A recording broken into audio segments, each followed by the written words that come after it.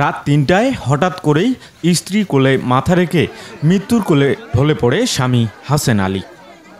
স্বামীর মৃত্যু দেখে অসুস্থ হয়ে পড়ে স্ত্রী মঞ্জুরা বেগম। তাকে নিয়ে স্থানীয় পল্লী চিকিৎসক মাহির লাবিব মুনিমের কাছে গেলে কোনো পরীক্ষা নিরীক্ষা ছাড়াই মঞ্জুরা বেগমকে মৃত বলে ঘোষণা করেন ওই চিকিৎসক। স্বামী ও স্ত্রীর গোসল ও কবর খোঁড়ার প্রস্তুতি চলছিল জানাজা নামাজেরও আয়োজন। এমন সময় নড়ে ওঠে স্ত্রীর দেহ, এমন দাবি লোকজনের। নিয়ে আসা হয় স্থানীয় বাউড়া বাজারের আপডেট ডায়াগনস্টিক সেন্টার থেকে ইসিজি মেশিন। পরীক্ষা করে দেখা যায় স্ত্রী মঞ্জুরা বেগম জীবিত আছেন। আপনি কি উন্নত জাতের কালো ধানের বীজ খুঁজছেন?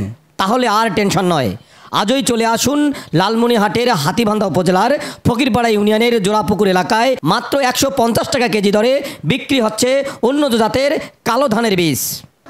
ডাক্তারকে রিপোর্ট না দেখিয়েই এমনটি বলে দেয় ওই টেকনোলজিস্ট। দ্রুত তাকে নিয়ে আসা হয় হাতীবান্ধা উপজেলা স্বাস্থ্য কমপ্লেক্সে। 1.5 ঘন্টা পর আবার ইসিজি করে জানা যায় সত্যি মারা গেছেন স্ত্রী মঞ্জুরা বেগম। শনিবার এমন ঘটনাটি ঘটেছে লালমনিরহাটের পাটগ্রাম উপজেলার বাউড়া ইউনিয়নের রসুলগঞ্জ গ্রামে। এল নিউজ অনলাইন, লালমনিরহাট।